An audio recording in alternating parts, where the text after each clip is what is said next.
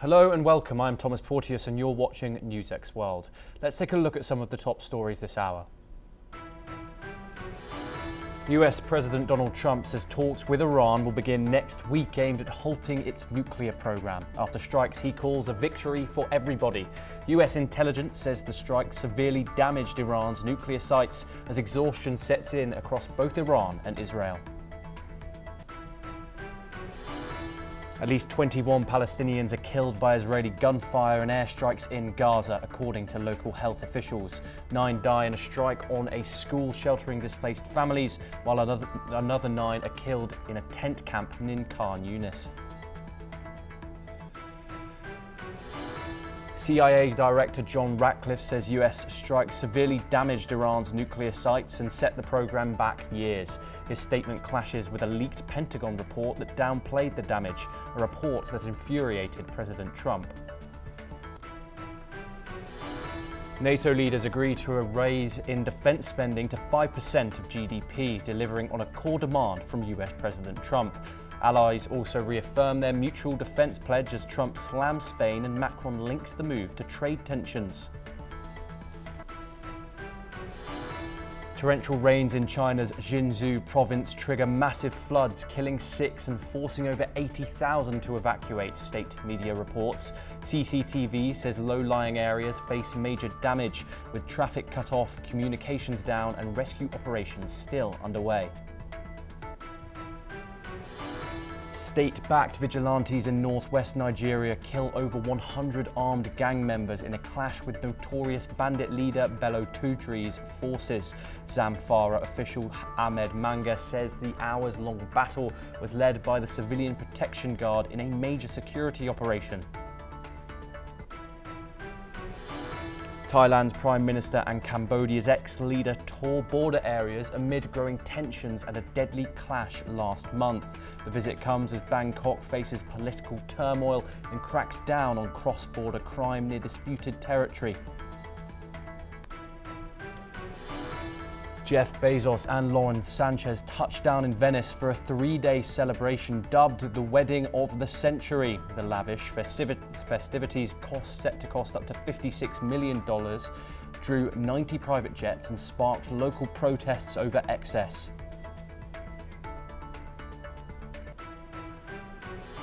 Now we start in the Middle East, where at least 20 people have been killed in a wave of Israeli airstrikes. The report suggests that the strikes hit multiple locations across the Gaza Strip. This includes an attack on a school sheltering displaced families. As the bombardment continues, the Palestinian Center for Missing and Forcibly Disappeared Persons reported at least 39 people missing under US-Israeli aid distribution points, many of whom vanished during or after strikes or gunfire at overcrowded sites, raising fears that they may be buried under rubble or abducted. As per local media reports, the Gaza Health Ministry suggests that over 90 people have been killed in the last 24 hours. Now, in a major but related development, the Arab League has said that Israel and Iran truce could pave the way for a Gaza ceasefire. Jamal Rushdie, spokesman of the Secretary General of the Arab League, said that the Arab League welcomed the ceasefire between Iran and Israel. Hamas announced on Wednesday that intensive discussions regarding a ceasefire agreement in the Gaza Strip had taken place in recent hours, as per reports. Meanwhile, the Israeli ambassador to the United Nations, Danny Danon, said on Thursday that Israel seeks a ceasefire not only with Iran but also in the Gaza Strip and hopes for the resumption of negotiations as proposed by the US envoy to the Middle East, Steve Witkoff. Now, in a further related development, US President Donald Trump has come out in support of Israeli Prime Minister Benjamin Netanyahu, saying that his ongoing trial should be stopped. In a long post on his social media platform, Truth Social, Trump said the charges against Netanyahu are politically motivated and unfair. Trump says he is shocked that Netanyahu is still facing trial, particularly after the Iran-Israel 12-day conflict that he described as one of Israel's greatest moments. He further praised Netanyahu's leadership and called him a warrior who helped fight Iran. Trump criticised the Israeli legal system for continuing what he called a horror show of a trial. Netanyahu has been under investigation since 2020 and is accused of accepting tens of thousands of dollars worth of cigars and champagne from a billionaire Hollywood producer in exchange for helping him with business interests. He's also charged with advocating for advantageous regulations for media tycoons in return for positive publicity for himself and his family. Meanwhile, reacting on Trump's comment on Netanyahu, Israel's opposition leader, Yair Lapid, has said Trump should keep out of the matter. We now move on. The Axiom-4 mission, which launched from NASA's Kennedy Space Center atop a SpaceX Falcon 9 rocket, is currently ahead of schedule and expected to dock at the International Space Station. The crew includes Commander Peggy Whitson and mission specialists from Poland and Hungary alongside Shukla. This marks India's return to human spaceflight after a 41-year hiatus and is a collaborative effort between NASA and the Indian Space Research Organisation. The crew will spend around 2 weeks aboard the station conducting scientific research. Meters, a little less now than 30 feet away, is all that separates Dragon Grace from the International Space Station.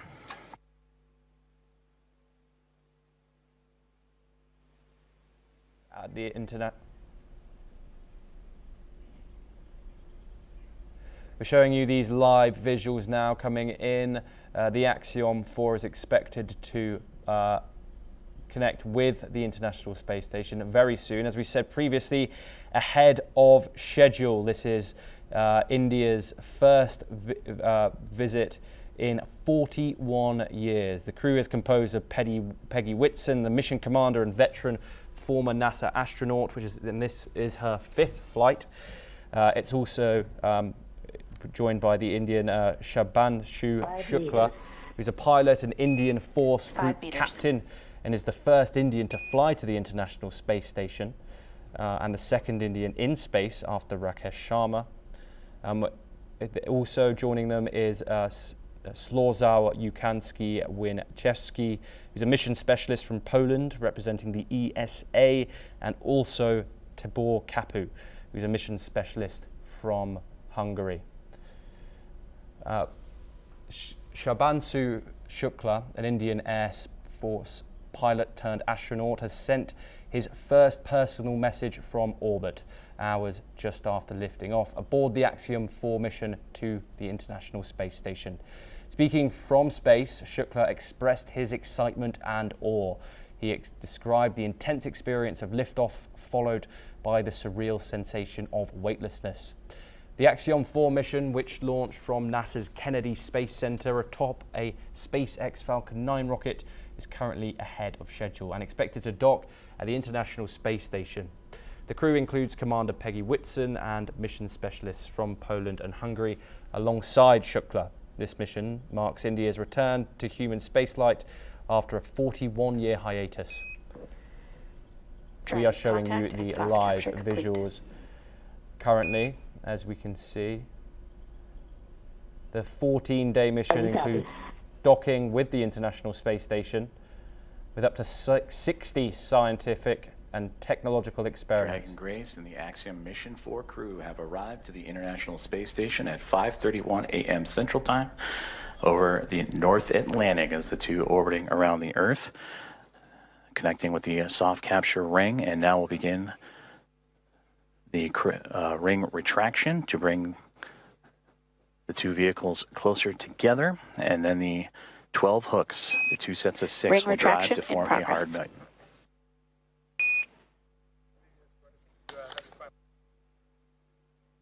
And there you have it. The ship has, the Axiom-4 has now reached the International Space Station, as was said previously, at 5:31 Central Time. This, as we've said, marks the return of India, Poland and Hungary to a crewed spaceflight after over 40 years, and demonstrates the expanding role of commercial space missions after SpaceX's Falcon 9 is carrying the crew to ESA space. and Hunor have arrived to the International Space Station with contact at 5:31 a.m. Central, 6:31 a.m. Eastern, as the two were orbiting over the North Atlantic.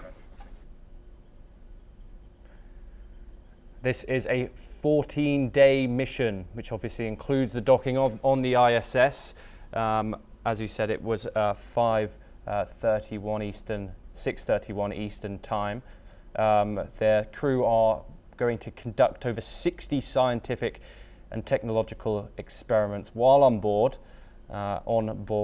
Is the first Indian in space in 40 years, pilot Indian Air Force group captain, and second Indian in space after Rakesh Sharma. The International Space Station continuing to retract, and we'll await for the calls that the sensors read that it will be time for those 12 hooks on the Dragon to then begin driving and connecting itself to form a hard mate to the International Space Station.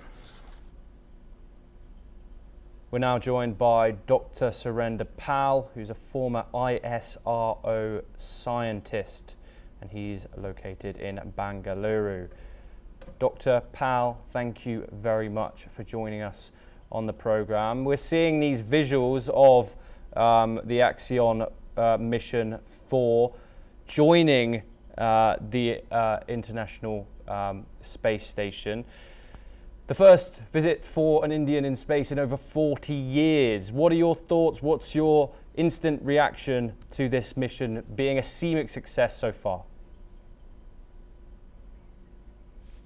Apologies, we seem to have had some technical issues there with Dr. Pal. Hopefully he will join us once again soon.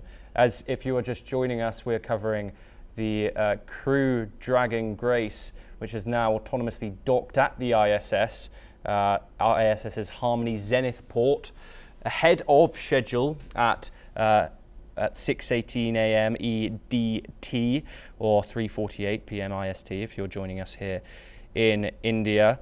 The expedition includes 60 scientific experiments, which the crew on board are going to take part in during their 14 days in orbit on the International Space Station. Ring retraction complete. Docking sequence is holding for MCS reconfiguration.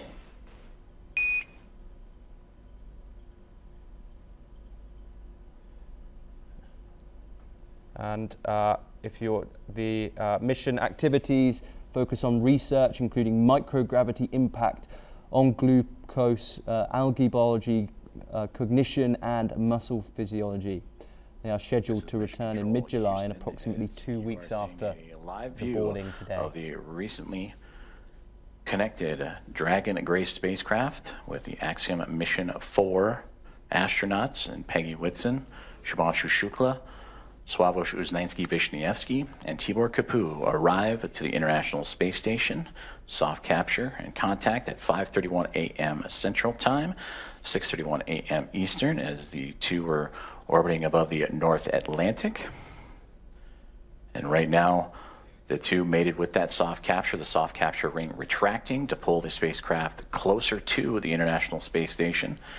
And once given the go, the ring or the hooks around the Dragon nose cone will drive and connect to form a hard mate. And so, if you're just joining us, we are following the Axiom-4 mission, the first flight to space by an Indian in over 40 years. The first Indian to fly to the ISS and second Indian in space after Rakesh Sharma. Configured, proceeding with hook driving. This process is ongoing. We're bringing you those live visuals as we get them. The docking process has And a great call there. That's the next step in this docking procedure, is the driving of the hooks, the 12 hooks surrounding the nose cone or the nose of the Dragon spacecraft. And we'll monitor those. They'll drive in 2 sets of 6. As we've heard the commentary there saying that the 12 hooks are ensuring that the Dragon space capsule connects to the International Space Station safely, and those astronauts are able to enter the International Space Station successfully and spend their next 14 days there. Will drive and connect Dragon to form a hard mate to the International Space Station. And once the docking is complete, NASA astronauts Anne McClain and Nicole Ayers, who have been monitoring from the International Space Station from the cupola of the Dragon's arrival, it'll be Ayers that'll begin the hatch opening or hatch operations. There we And go. that'll start by opening up the main hatch on the No-2 Zenith section of the Harmony module. That's what you see Dragon connected to. And what's separating that module and the Dragon spacecraft is that, as we can hear the commentary there, giving us all the technical details of what is going on. This docking process is well and truly underway, and hopefully that first set of 6 hooks will be a success. forming that hard mate. Just want to give you a And reminder once the full set of who's 12, on this. Ayers will continue the docking procedures with the leak checks and then begin making its way into the pressurized mating adapter. That's what you see between the Harmony module and the Dragon spacecraft, and access into there to then what we begin pressurizing the vestibule, that small compartment between the 2 hatches. And that vestibule has been exposed to the vacuum of space prior to Dragon Grace's arrival. So the next step is to carefully reintroduce that air and pressure inside so it matches both that of the station and the Dragon spacecraft. And we just received confirmation that the first set of 6 hooks have driven and closed, and we'll now begin the second set of 6 to continue that hard mate between the Dragon spacecraft and the International Space Station. There we go. The boarding process is underway well and truly. The first set of 6 hooks out of 12 has connected to the International Space Station, which means we are halfway there to those 4 astronauts boarding the International Space Station there for the first time in 40 years as an Indian.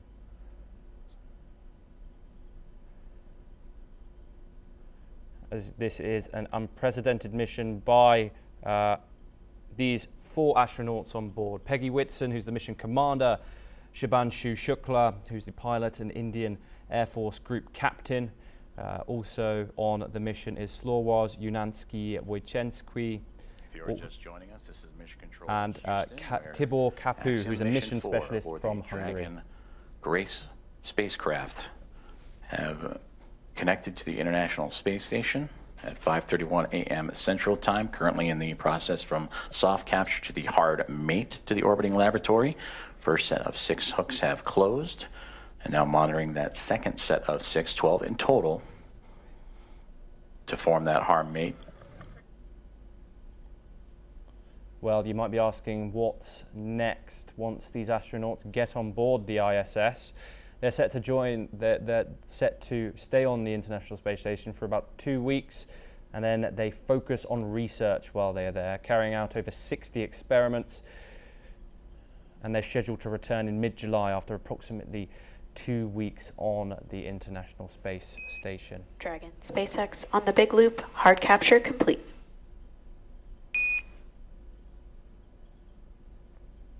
Now let's Dragon copies, hard capture complete.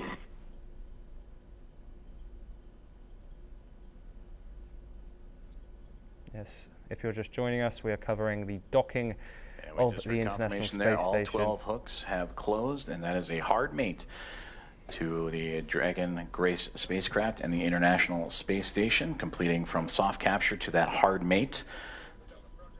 And these... There we go. If you just heard, the hooking soft process capture is retraction complete. in All progress, 12 and then hooks it'll be on have to attached. establishing umbilical connections between the spacecraft and the International Space Station. That'll allow for the transfer of communications and power through those umbilicals. So we're Dragon. You see that upper portion that's mostly black against the vacuum of space, but that's the solar arrays to provide Dragon power. Once those umbilicals are connected, that power will then be provided by the International Space Station, and communications will have that hardline connection with the umbilicals as well. There we go. The docking process. And once those is umbilicals underway. have been connected, that'll complete the docking process, and that's when NASA astronauts Ian McClain and Nicole Ayers will jump into action and begin the leak checks and hatch opening procedures. And that'll allow the pressurization of the vestibule, the space between the Dragon spacecraft and the International Space Station, to be brought to pressure equal to that of what is inside the station and inside the Dragon spacecraft, about 14 psi, what you experience here on Earth as sea level. And then from there, the hatch operations will continue.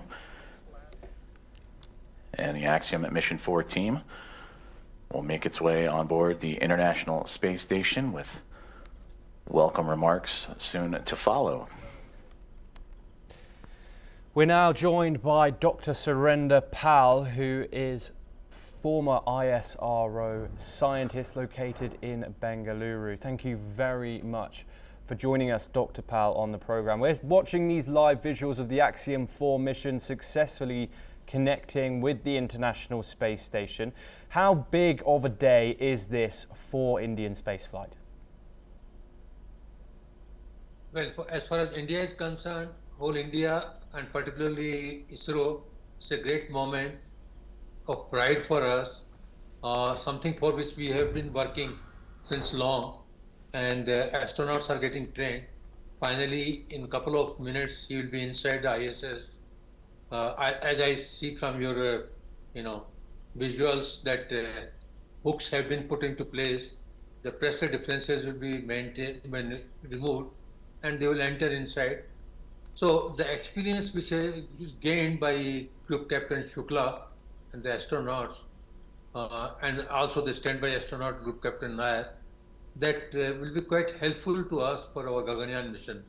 Not only this, back end, there is a team of doctors plus mission specialists and others who are there in the US, Florida, as well as they will be there in Houston. So they will also get the experience how to handle the mission for Gaganyaan, which will be there maybe in 2027. And further, we have got an ambitious plan of having our own space station, maybe 2035 or like that. It's called Bharat Space Station. So all this will be useful. One thing which I would like to tell you is that although ISRO has paid 550 crores of rupees, but it's a collaborative program with ESA, with NASA, with SpaceX, and of course ISRO. And the experiments which are there, which will be being conducted, 60 experiments by various agencies, and 7 experiments which Group Captain Shukla will conduct. They are from the various agencies in India, coordinated by ISRO, and mostly they are biotechnological experiments and plant physiology experiments, which will be quite helpful for future missions to understand. So they are not simple that experiments sake, but if you go inside their, biology or somewhere, chemistry, etc., the impacts will be quite significant for the overall scientific mission. Thank you. Yes, and thank you, Dr. Pal. Why is it so important for India to have an astronaut on this international and commercial mission?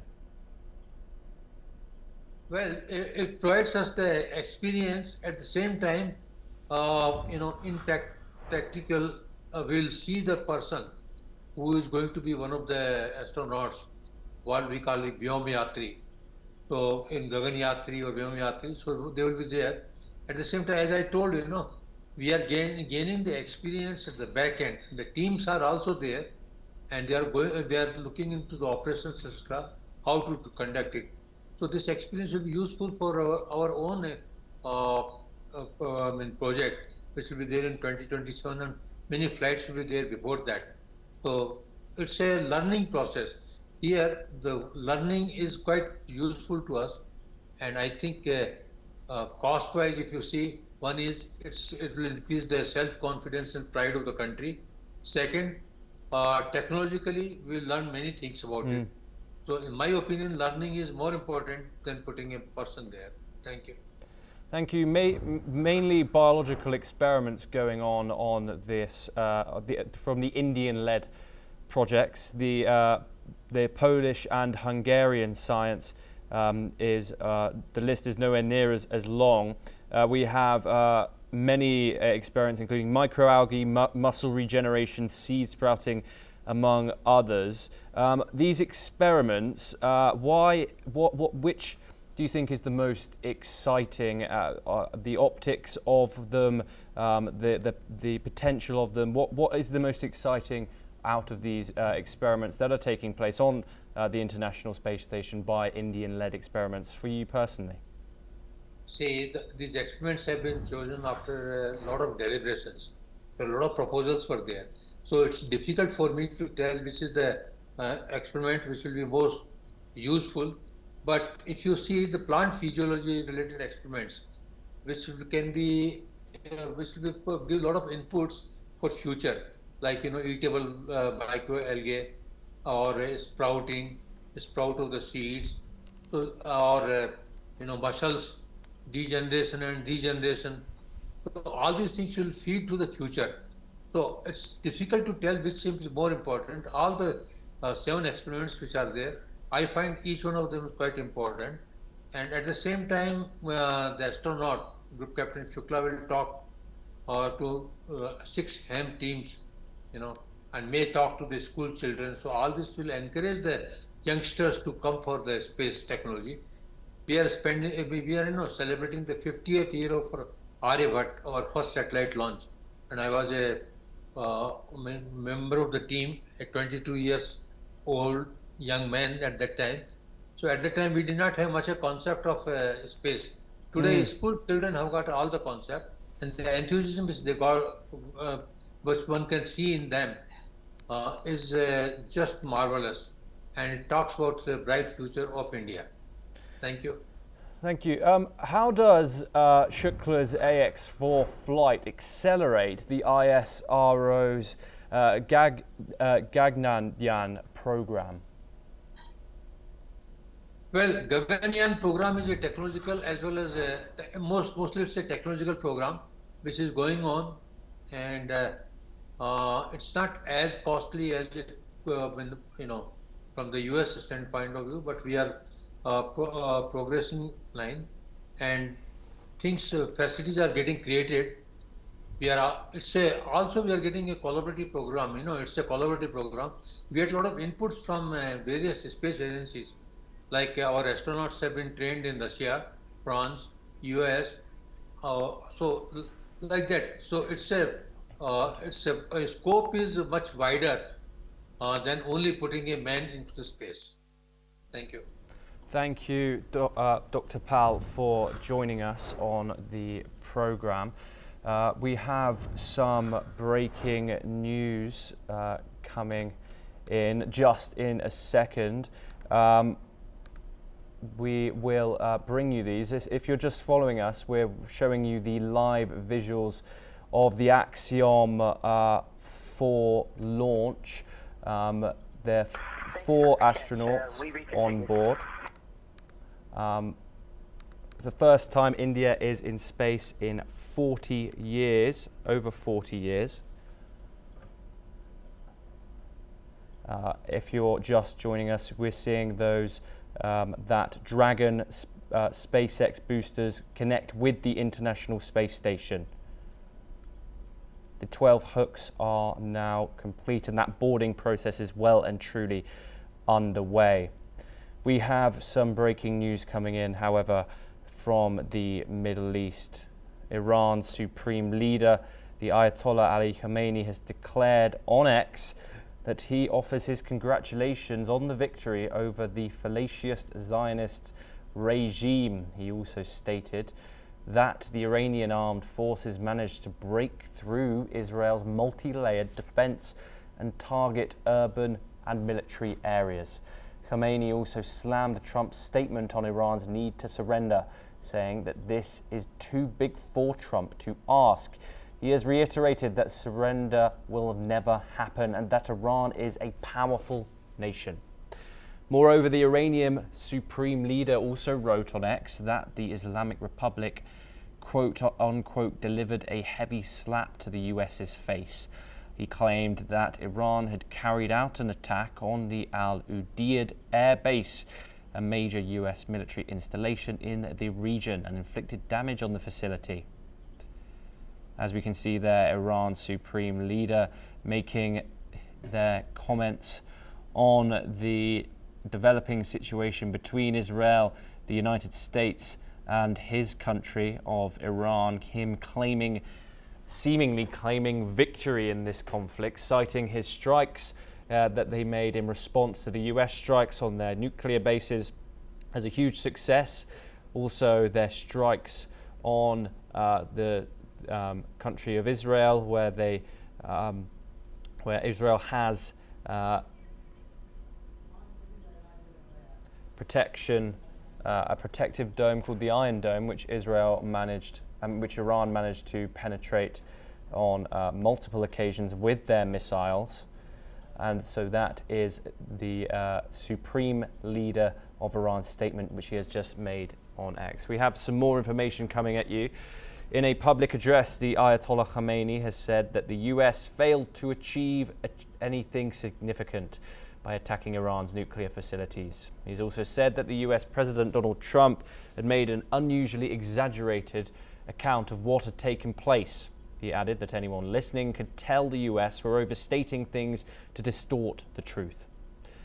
Of course, the Iran supreme leader is talking about the claims that Donald Trump says that he absolutely obliterated Iran's nuclear capabilities. There has been speculation that Iran actually moved around 400 kilograms of enriched uranium away from the bases to an unknown location prior to the US strikes. Donald Trump always said that these Iranian bases were the target of the strikes, and so the Iranian officials moved the uranium.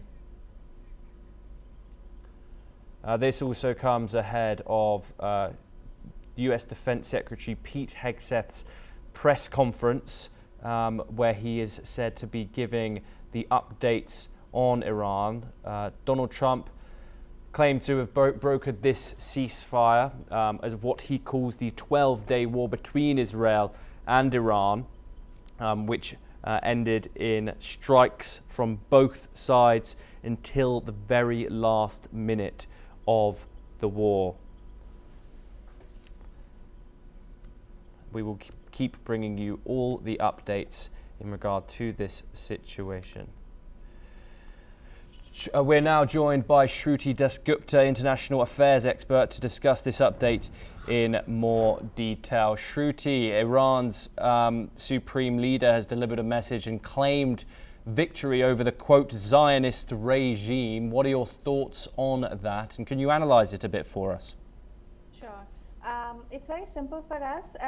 Iran, or in fact, not just Iran, any Islamic nation, unless their every bone is broken, they kind of tend to come back with this reaction. If you look at Operation Sindoor in India-Pakistan conflict, Pakistan, though battered and broken, was not completely obliterated, and it claimed victory. It continues to celebrate its victory. And the same thing happens with Iran. The Iran, because it continues to stand in the way it does, there has not been a regime change, there has been damages, loss of life and property and military assets, but they still exist as a nation in the way they did before the war began. And that is why Khamenei claims victory, because they managed to bear the beating that was given down to them, as well as cause harm towards the Israeli regime. This is one of the very key reasons why Israel is very wary of Iran, because Iran continues to be very, very aggressive towards it. It has called it not a Jewish nation, but a Zionist nation, which tends to lean towards the religious extremism of Judaism, right? So Jewish culture. So that's what it kind of shows his perspective, Iran, Khomeiни's perspective of viewing Israel as an aggressor of a very religious sensitive region.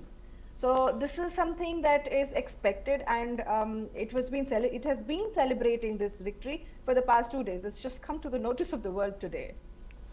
Yes, and Shruti, we've also said that he has that Iran has delivered a hard slap to the US, to use his words. We obviously saw the response that Iran made, a strike on the military base in Doha, which is said to have caused no casualties. Donald Trump claimed that the Iranians actually let the Americans know about this strike that was incoming before it happened. So, what are your thoughts on his claims of Tehran delivering a hard slap to Washington?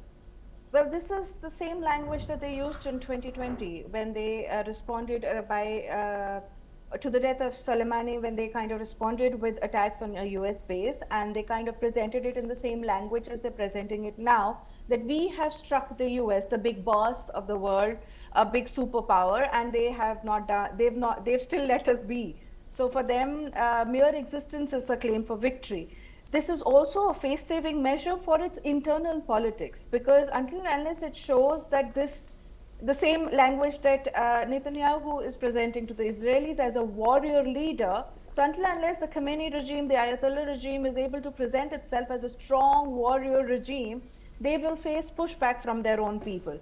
And this language continues to reflect that particular mentality, that while on one hand, we do know that the Qatari regime has confirmed, the Emir of Qatar has confirmed that they were informed by Iran, and by informing Qatar where this attack was happening, where the ammunition as well as assets were moved away, they have managed to ensure that they've only hit the air base. So there is a reason why Qatar is upset with Iran, because the barrage of the volley of missiles that came was only causing cost to Qatar, not to US. US had moved its assets and its people away.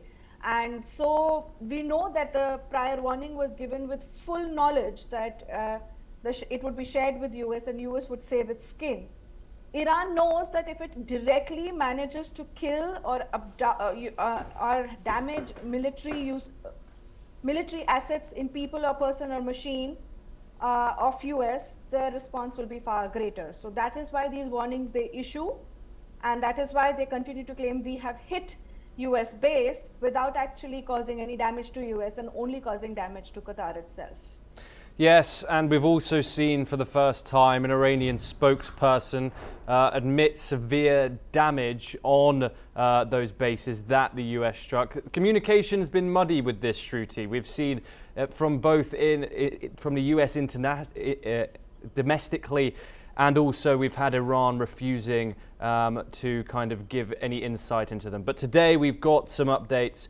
Iran have said that the damage on their nuclear facilities is severe.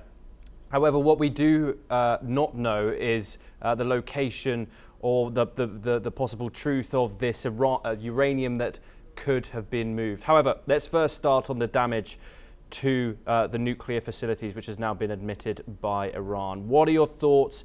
Seemingly, this could be a success if the Iranians are being honest. What are your thoughts? Well, I don't have any single doubt that the bases were hit. I do have doubt whether they were obliterated, as I've said we spoke earlier. And this is exactly where the point of contention and the muddiness of information comes in.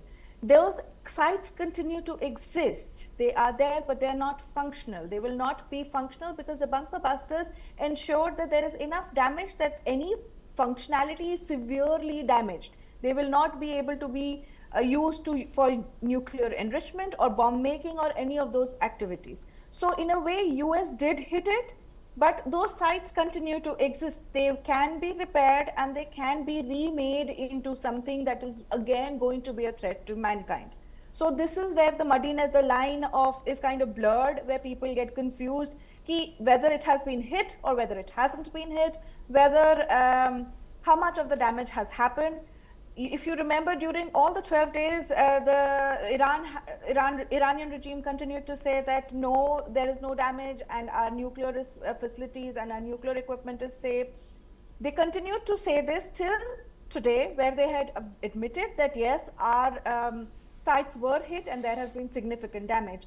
Now, how significant is the damage is something only IAEA will be able to tell us, and as of now, they are not allowed to enter Iran and do their due inspection. So we are waiting for them to be allowed inside Iran and find where that 400 kgs of enriched uranium is and find out exactly how big is the damage and whether Iran had actually gone beyond the required levels of enrichment and engagement with uranium and was going towards the path of nuclear development as a warhead.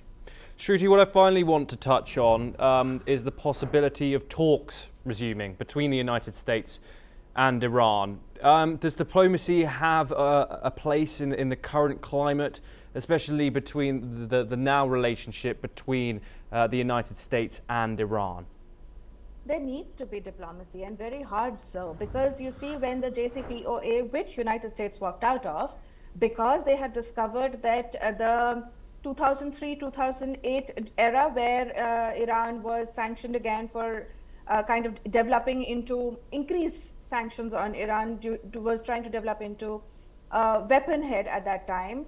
And then JCPOA was with the P5+1, that is all the veto powers of UN, +1 was Germany. All of these signed a agreement where there were restrictions placed. Sanctions placed, and Iran had agreed that it will not enrich beyond 3%. It will not use Fordo and Isfahan. It was only going to use its Natanz enrichment place and would only use it for civil use. At that table, when it signed it, it was allowed to partial lifting of sanctions was done and was allowed to trade.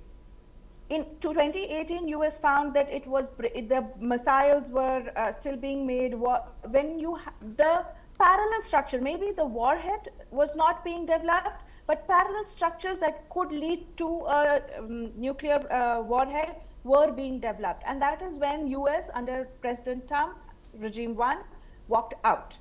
And after that, they have accelerated, and you have seen the results which the IAE are claiming, that 60% enriched uranium, which has no peaceful use. It cannot be used for anything else except as a stage between development, in the development cycle of nuclear warheads. So US wants Iran back on the table. The JCPOA, which the other 5 members are still following, because no new sanctions were issued in 2020, though Trump 1 era had tried to impose new sanctions on Iran because they had walked out in 2018. Those sanctions did not come in place. According to the JCPOA, the first stage gets over in 10 years, which is this year, October 2025. When that happens, Iran will be able to use more facilities legally, more sanctions will be open, and more avenues will be open.